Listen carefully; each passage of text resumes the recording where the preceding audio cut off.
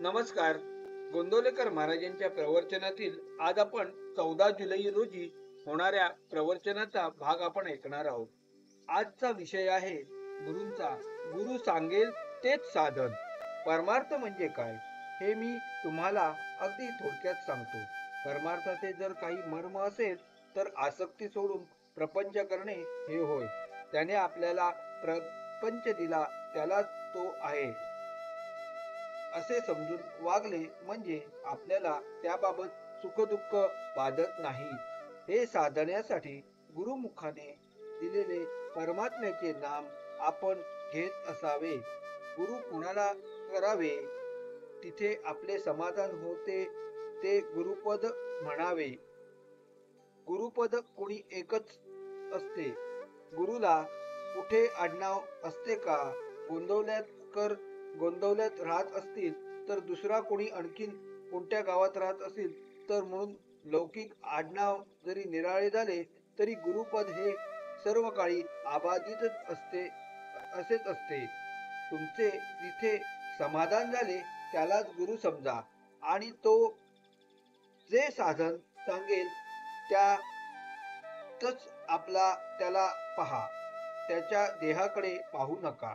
तो दुळा पांगळा आहे की काय हे पाहू नका. तो देहाने कसाही असला तरी त्याने सांगितलेल्या साधनात राहा आणि लाज तिथून गुरुपद निर्माण झाले असे असते. गुरु आज्ञा हाच परमार्थ. जो सांगेल तेच साधन. तुम्ही आपल्या मनाने काही ठरवून करू लागलात तर त्यात तुम्हाला यश येणार नाही. अभिमान धरून काही करू लागलात तर ते साधणार नाही. म्हणून अभिमान सोडून गुरुकडे जा. गुरु सांगेल तेच साधन हे पक्के लक्षात ठेवा. खरा परमार्थ हा लोकांना उपदेश करण्यासाठी नाही, तो स्वतः करता आहे. आपल्या परमार्थ जगाला तितका कमी दिसेल तितका आपल्याला फायदेशीर असते.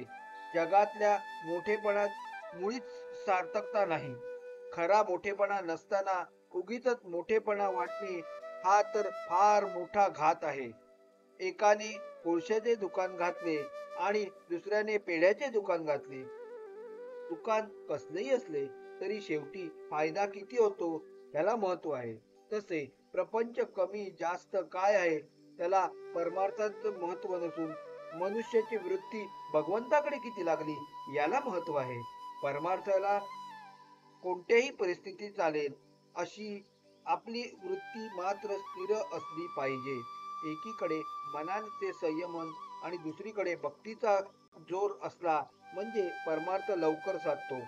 खरोखरच परमार्थ इतका सोपा आहे की तो सहजरित्या करता येतो. पण गंमत अशी की सोपा आहे म्हणून कुणीच करीत नाही. प्रपंच हा परमार्थाच्या आडकाठीसाठी नाही, तो परमार्थासाठीच आहे हे पक्के लक्षात ठेवावे. साधनाने देहाचे कर्तव्य प्रारब्धावर टाकून मनाने मात्र ईश्वर उपासना करावी. धन्यवाद.